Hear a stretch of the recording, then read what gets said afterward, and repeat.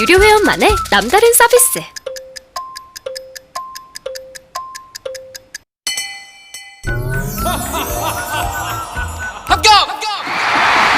합격하고 돈도 받는 혜택.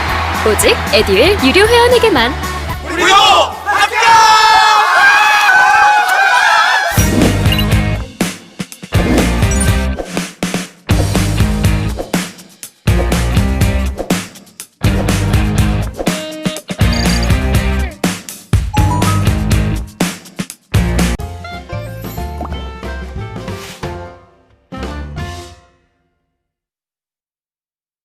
네, 이어서 4강 진행해 보도록 하겠습니다. 주요 기업의 항목 분석 시간입니다.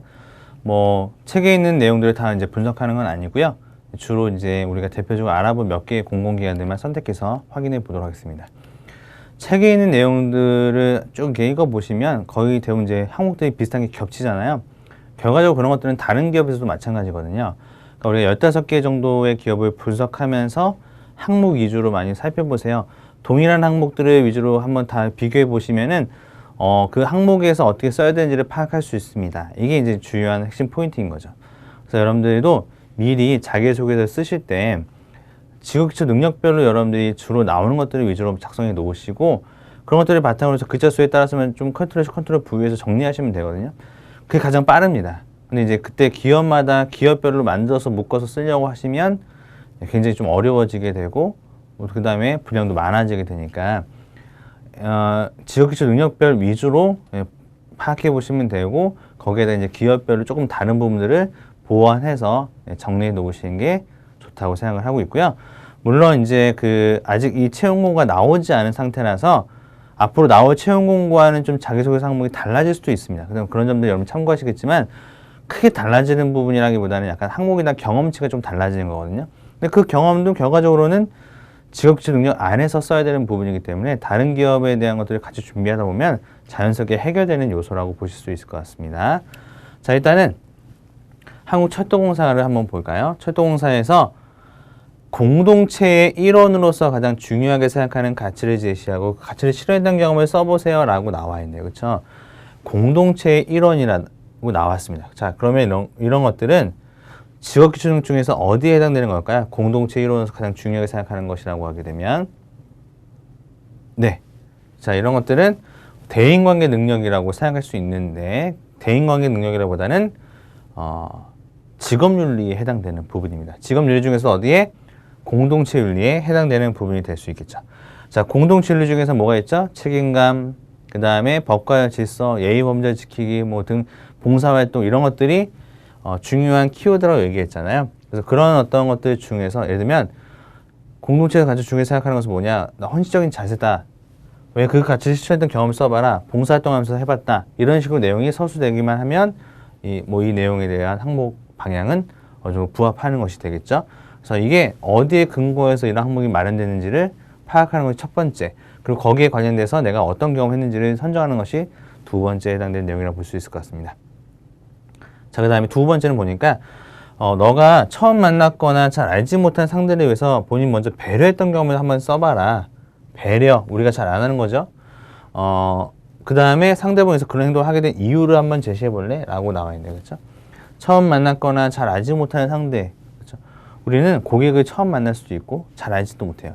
그 다음에 낯선 환경에서 처음 만났거나 잘 알지 못할 수도 있고요. 그 다음에 어떤 프로젝트 같은 거 하면서 정면 다른 문화나 어떤 분위기, 어떤 성향을 가지고 있는 사람들끼리 같이 만나서 해야 되는 경우도 있을 수 있습니다. 그렇죠?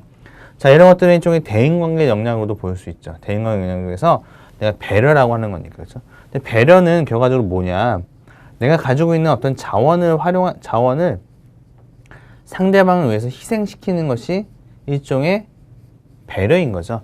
내가 100만 원이 있으면 거기서 10만 원 빌려주는 것은 그냥 친절함을 베푼 것이고 100만 원이 있는데 그 100만 원을 다 이렇게 내어줄 수 있는 것은 희생이면서 배려이기도 한 거죠. 그렇죠? 그런 것들이라고 보시면 돼요. 그래서 상대방에서 그런 행동을 하게 된 이유는 뭐냐면은 결과적으로는 처음 만났거나 잘 알지 못하는 상대가 나에게 맞춰주기 위해서를 기대하는 것보다는 내가 그 사람을 맞춰가는 것이 훨씬 더 효율성을 높일 수 있고 그 다음에 그것이 훨씬 더 조직을 위해서 더 필요한 행동이었기 때문에 그런 것이죠. 그래서 그런 점들에 대한 내용을 여기다 쓰시면 되고요. 팀원으로서 동료들과 협력하여 좋은 성과를 냈던 경험을 써보세요. 자, 여기서는 성과라고 하는 것이 나와야 되거든요. 좋은 성과를 낸 경험이니까요. 그렇죠? 그 다음에 협력이라고 하는 어떤 태도가 나오네요. 그리고 구체적으로 본인의 역할 써보시고 협력을 위해서 어떤 노력을 했는지를 써보세요 라고 얘기했잖아요. 역할이 나오죠. 그렇죠? 우리가 앞서 팀워크 경험을 쓰라고 할 때 역할을 잘 설정해야 된다고 말씀드렸었는데 여기서도 이제 역할을 쓰라고 해요. 내가 한 역할을 통해서 어떻게 협력했는지를 쓰라고 하는 것이기 때문에 내가 한 역할을 바탕으로 하여 했던 노력을 써야 되고 그 역할은 업무적인 역할이 드러나야 된다 그랬죠.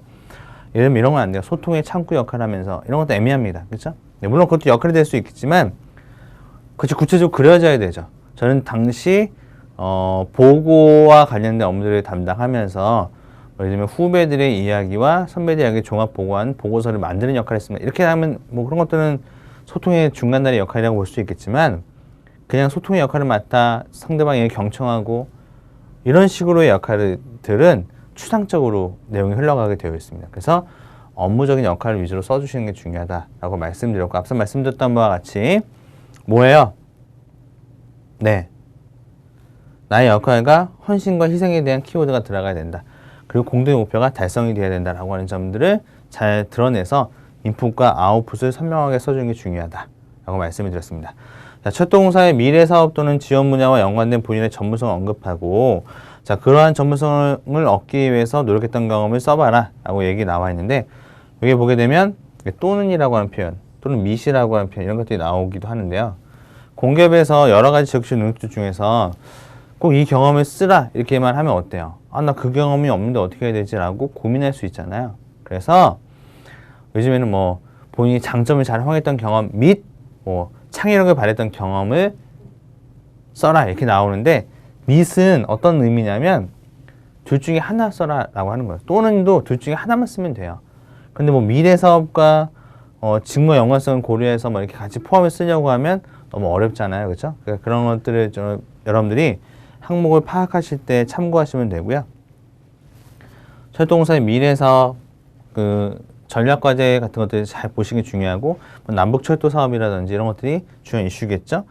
그다음에 본인의 전문성을 잘 어필할 수 있는 거 이런 것들은 직무와의 연관성이니까 이런 것들은 앞서 우리가 직무기술서에서 얘기 나눠왔던 KSA에 대한 내용을 바탕으로 특히 K와 S 위주로 쓰셔야 된다고 말씀드렸죠. 전문성에 해당되는 부분이니까요. 네. 그러한 전문성을 개발해서 어떤 노력을 했는지를 써봐라 라고 하는 거. 그래서 이런 내용을 가지고 좀 써보라고 하는 의도인 것 같습니다. 그래서 철도공사는 뭐 스펙 초월 전형이라 예를 들면 이제 예전 되게 유명한 게 있었잖아요. 뭐 4달러로 써도 뭐 서류가 통과되고 이런 것들. 요즘에 휴대폰 인증으로 많이 인증을 바꾼다고 하죠. 그러니까 한 명의 어떤 그 실수가 나비 효과가 되어 모든 어떤 그 지원자에게 영향을 끼치는 그런 굉장히 중요한 선례가 되겠네요. 그렇죠? 어쨌든 기존에만 해도 이게 자소서 대충 써도 된다 이렇게 얘기했는데 아마 이번에 좀 벼르고 있을 것 같습니다. 왜냐면은 그래 너희들 한번 대충 한번 써봐. 우리가 면접에서 이거 가지고 얼마나 물고 늘어질지 한번 보여줄게. 뭐 이런 식의 어떤 상황이 발생할 수 있어요. 그렇죠? 그러니까 스펙 초월 전형이라고 하더라도 이런 것들 잘 고려하셔서 쓰셔야 되지 대충 쓰면 안 된다라고 하는 점 다시 한번 상기하시고 지원해 보시면 좋을 것 같습니다. 자, 그 다음에 인천국제공항공사 이번에 되게 많이 뽑아주니까 한번 체크를 해봐야 될 것 같은데 이 1번 항목은 예나 지금이나 변한 게 없습니다. 똑같습니다. 자, 그래서 앞서 말씀드렸던 것처럼 정보라고 하는 내용이 나오네요. 정보를 어떻게 얻게 되었냐, 그렇죠? 그 다음에 인국공에 대해서 대내 환경, 조직 특성, 주요 사업 무엇이니 써봐라. 이런 것들은 솔직히 홈페이지만 들어가도 나오잖아요. 그래서 홈페이지, 그 다음에 알리오 시스템 이런 것들 들어가면 나와요. 굳이 뭐 국토정보원 같은 데 가가지고 뭐 이렇게 본다? 솔직히 이런 것들은 불필요한 사이트는 아니겠지만 어쨌든 뭐 그렇게까지 해서 이 사업을 되게 분석적이고 딥하게 알아야 되는 건 아니잖아요. 그냥 홈페이지만 들어가도 대내 환경 이런 것들은 일종의 이제 수화시겠죠. 네. 그 다음에 조직 특성 뭐 이런 것들은 어떤 뭐 조직도 같은 것들 보면 되고 그렇죠. 주요 사업은 전략과제 이런 것도 있지 않습니까? 네. 이런 것들 보면 우리가 충분히 이런 내용들은 알 수 있어요. 홈페이지 다 나와 있고 알리오 사이트에 다 나와 있습니다. 그렇죠?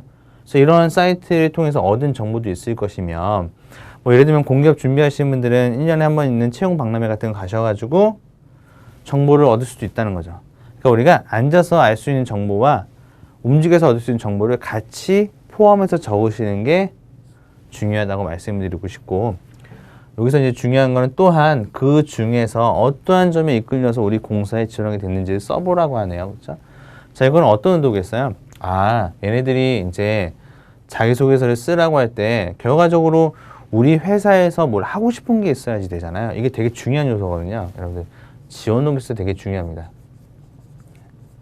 지원 동기 쓰는 데 있어서 인천국제공항공사가 되게 모범적인 항목들을 보여주고 있는 거예요. 이게 뭐 어떤 의미냐면, 우리가 회사를 지원할 때 단순히 회사에 대한 정보만을 가지고 나열하면서 내가 이 회사가 이렇게 좋으니까 지원했어, 이건 아니라는 거예요. 그럼 어떤 것이어야 되죠? 내가 이렇게 이런 사업들 중에서 어떤 사업에 관심이 있고 이런 사업에 대해서 어떠한 목표를 가지고 지원했어가 나와야 되는 거죠. 그래서 지원 동기는 내가 이 회사에 어떻게 도움을 줄 수 있을까, 나를 뽑으세요 라고 하는 관점을 써야 되지, 회사가 너무 좋아서 너랑 같이 일하고 싶어요, 이게 되면 안 된다는 거예요. 무슨 의미인지 알겠죠?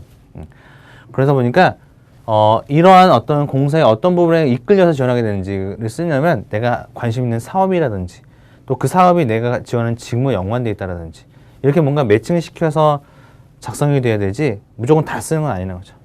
그리고 600자라고 하는 가이드라인이 있기 때문에 이 안에 맞춰야 돼요. 그래서 다양한 환경, 조직 특성, 주요 사업이 있겠지만 다 이걸 나열하는 게 중요한 것이 아니라 특별히 내가 관심을 가지고 있는 분야를 중심으로 하는 거죠. 물류면 물류, 뭐 예를 들면 뭐 항공, 뭐 산업이 항공산업, 아니면 뭐 예를 들면 마케팅이면 마케팅, 약간 뭐 그런 관점에서 여러분들이 좀 연관성을 가지고 작성해야 된다라고 하는 점이 중요한 포인트입니다.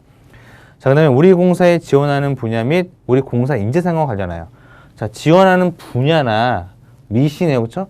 또는 인재상이나 둘 중에 하나를 선택해라 라고 하는 거죠.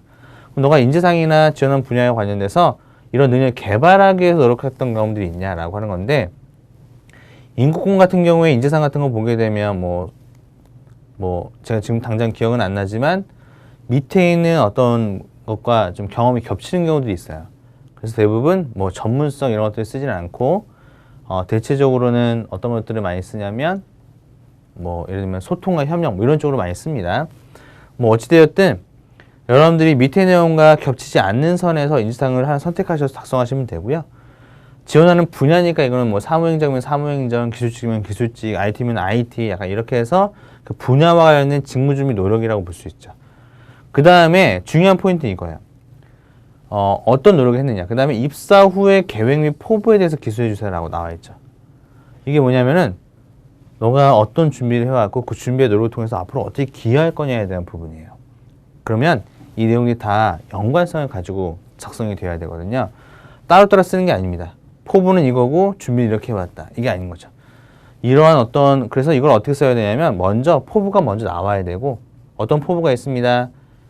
그래서 땡땡 공사에서 땡땡 업무를 맡고 싶은데요, 이 업무를 맡기 위해서 어떻게 준비해 왔습니다, 어떻게 개발해 왔습니다. 그래서 나중에 이런 것들 다시 달성하고 싶습니다 라고 해서 포부를 다시 한번 언급해주는 이러한 어떤 내용 순서를 써야 되는 거죠. 그래서 이러한 목표가 있습니다. 예를 들면 인국공에서 스마트한 국제공항을 만드는 데 기여하고 싶습니다. 최근에 뭐 예를 들면 인천국제공항공사는 이런 어떤 스마트 국제공항을 만들기 노력하고 있습니다. 이와 관련해서는 4차 혁명 기반에 맞는 어떤 인공지능과 뭐 파이썬, 뭐 그 다음에 뭐 관련된 사물 인터넷 관련된 프로젝트를 진행하면서 이런 역량을 쌓아왔습니다. 이런 역량을 기반으로 해서 향후에는 국제공항, 스마트 국제공항을 만들기 위한 어떤 뭐 인포 시스템 개발, 그리고 뭐 다국적 언어를 기반으로 한 뭐 공항 내에서의 어떤 IT 서비스 제공 등의 계획 등을 실천함으로써 글로벌 국제공항의 입지를 다지는 데 기여하고 싶습니다. 뭐 이렇게 쓰는 것이 우리가 뭐 IT 쪽에서 우리가 쓸 수 있는 하나의 사례를 말로 말씀드린 거예요. 이런 순서대로 써야지만 된다라고 하는 점입니다. 그러면 이렇게 계획이라든지 얘네들이 지금 하고 있는 사업이라든지 이런 것들을 알아야 되잖아요. 그렇죠? 그러니까 이 1번과 2번은 다 연결되어 있는 거예요.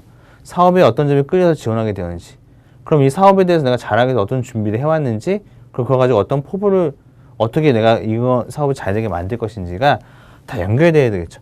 1번과 2번이 전혀 다른 내용이 나오면 안 된다는 점도 잘 구분해 놓으시면 좋겠습니다. 자, 그 다음에 3번 같은 거 보니까 장점을 발휘하여 성적을 일처했던 경험, 자, 또는 새로운 문제 제기에 대해 기존에 없었던 혹은 이전과 다른 방식으로 문제를 해결했던 경험 이렇게 쓰라고 하네요. 그렇죠?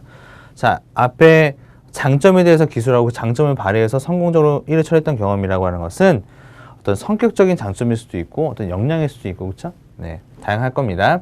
그래서 이거는 자기개발 능력에 해당되는 부분이고 해당 능력 개발에 노력했던 것도 이것도 자기개발 능력이면서 기술 능력일 수 있어요. 그래서 자기개발 능력과 기술 능력은 좀 비슷해요.